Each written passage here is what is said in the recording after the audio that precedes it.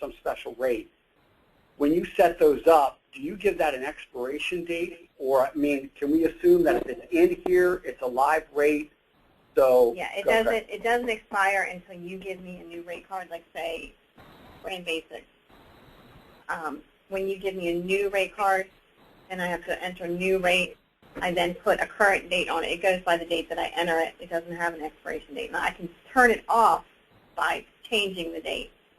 But when we put new ones in, then it kind of cancels out the old one because it goes by the most current date.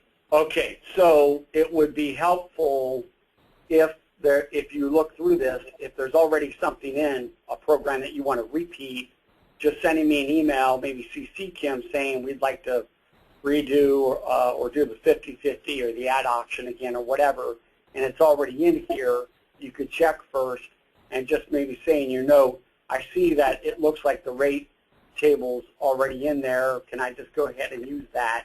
And Kim will either say yes or no or whatever. And again, try to make use of rates that are already built.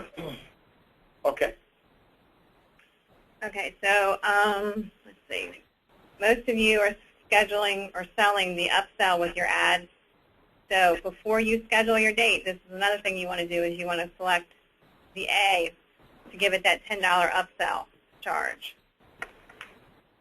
This is also where if you had a paid position charge, you would select that. Now we can't have both. So generally we try and just do the paid position at that point. I noticed you skipped over the P/U. Is that not something we use? They were using that. At one point, David said he wanted the stuff taken out of there. I don't know whether he wants to revisit that or not. Okay. I mean, like for the Upper Shore, it's gone because Okay. Upper Shore is the ones that were using it the most. Okay. You know, you'll see that it's still in here for Mid-Shore. Okay. But yes. Going back on that paid position, so we automatically add that to every ad? No, if it's upsold. Only if the upsell is there. Yeah, only if it's an upsell. For the online to have your ad appear. Yeah. Just to interject on what that, just to interject so you know what that is, Roger, is and most of the customers should be doing it, or we should be getting them to do it. It's a $10 per week charge, and what we'll do is we'll take the PDF of the ad and literally place the print ad online for $10 for the week, and it's just an easy way to increase your digital spend. No, I understand that. I get that. That's cool. Where does it appear? This is one that's been a little murky for me. It doesn't actually show on the bill. No, I meant where does it appear online? You go on to Cecil Daily. I'll show it to you when we get done here. When you get online, there's a spot right over near the classified area, and it'll show all the online ads basically in a doc. When you click the link, it's highlighted. It'll then take you to the ad. I'll share it with you when we get done here. Okay, I've seen it. Thank you. Kim, is the class, if we schedule a commercial classified ad, as to what classification to put it in? The only thing you should be scheduling the class for, I think, is for Bargainier. I think those tickets need to have it on there, and I'm not real familiar with the class code. I think Brian, there's a class code list that's at the Bargainier if you need it.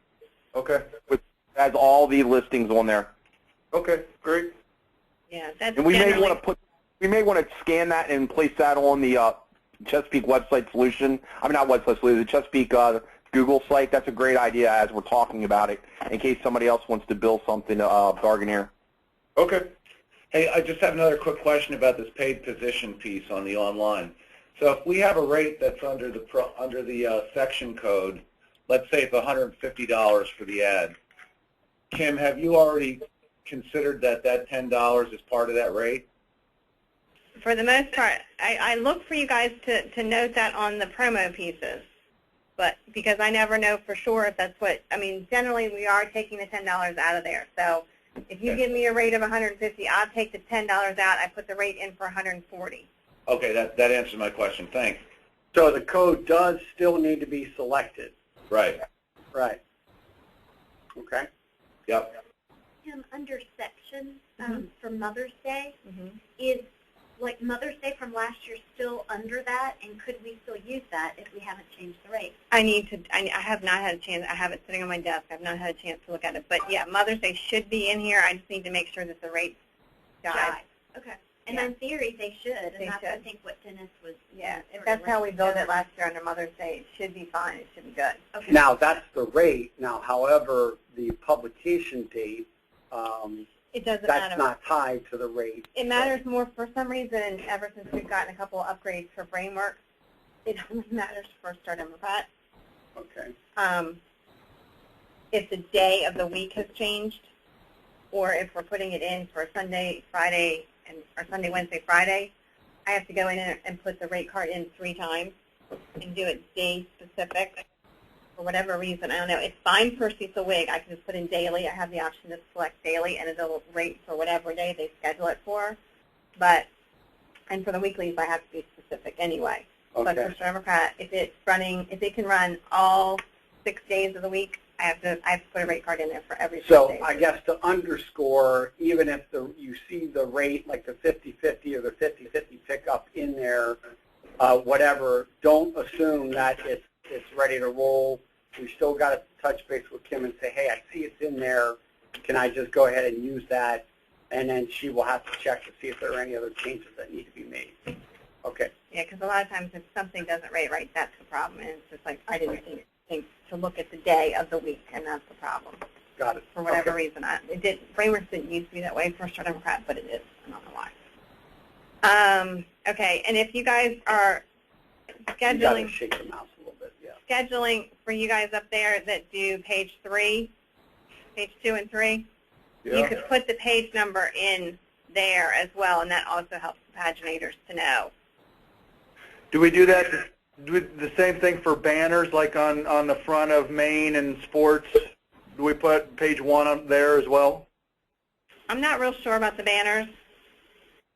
I just know that that's where, and you could put one there. You could put page 1. You can only put a number there. You cannot put anything else. You can't put like 1A or anything like that.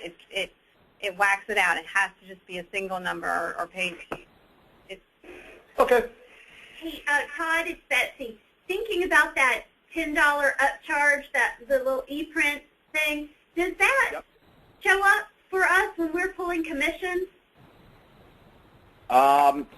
It's not going to pull up in the data mining report that I do, but it should pull up as digital. If I'm guessing, is that correct, Kim? I don't know. I think it's tied to the 5100 or whatever transcode you're entering your ticket for. I'm not sure it currently does show up. I think maybe we should just check that. You need to research. I would, maybe we can talk about that afterwards. But yeah, I'm not sure how that's pulling out. I think it's a lot like video, which we found was not rolling up under certain sales numbers. Okay, thanks. So after you schedule anything on this bar that you need to put in that's going to help for rating purposes, then you just go in and select the day of the week that you're scheduling your ad for. And then it's going to rate it for you. And you can see that the color charge is on there for $125, and then your paid P $10 upsell is on there as well. Questions? What's the date button on the left-hand side? I see date, co-op, AP. If you click on date, it's just going to give you it broken down. It's going to tell you, like if you scheduled 4 different days, it's going to tell you, it's going to show you which days you scheduled, and it's going to show you what you scheduled it for. There's the page P, the page, the A in there. It's going to show that you scheduled it for one color, and it's going to tell you how much that one day is totaling. What about the co-op? Is that functioning? Co-op is just basically for us. That's where we can tell who entered the ticket and at what time and what day. Does the tears one at the bottom, is that where they sign up if they need an electronic tear No. sheet or a hard tear sheet? No. We need Okay. that information in accounting. Stephanie needs to get that through maintenance Okay. so that we can put it on the account, and then we give it to the lobby who takes care of entering it into their database to make sure that the e-tears will go directly to that person. Okay. So no, basically you're just using calendar and dates on this. Okay. Okay? All right, let me get out of this one. So if you wanted to, you would just click the check mark and that would Yeah, sorry. enter it. That's Sorry. okay. Yeah, I didn't want to do that. But yeah, once you're finished, you click on the check mark and it saves it into the system. I'm going to go back in. The other thing is, if you decide that you've made a mistake after you've scheduled it, and I'll just schedule one real quick to show you what you can do. Can I try it? Yeah. Kim, I'm I sorry. was hands-on practice here. I wrote down the account number. I'm sorry, Brian, what? Oh, I did see that, yeah. You broke up, and we didn't hear what exactly what you went into. What were you just saying? We're going to go back in, and I'm now trying to schedule it. There's a ticket. I'm hitting the tab button, CPC, and I'll just do the Cecil wig, and I'll do display ad in the wig, which is 5100. 1100. Nope, 1100. Thank you. Kim, can I interject one last thing? Because I know we don't schedule an awful lot of them, but before we hit the check mark, it's pretty important that we print that screen out, and then when it comes up, to switch it over to landscaping so that the whole ticket prints out so we've got a copy of the ticket, because I haven't been able to find a way, if you hit the check mark and forget to print, to be able to get that ticket back up again. So you don't need to do that. You can do orders confirmation and print it out. You don't need to print the screen. We could go over that then.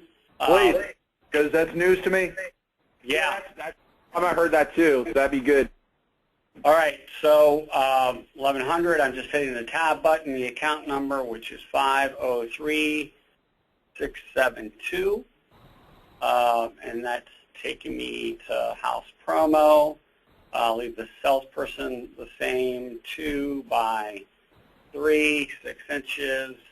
Note the layout. This is a dentist test. Note to billing.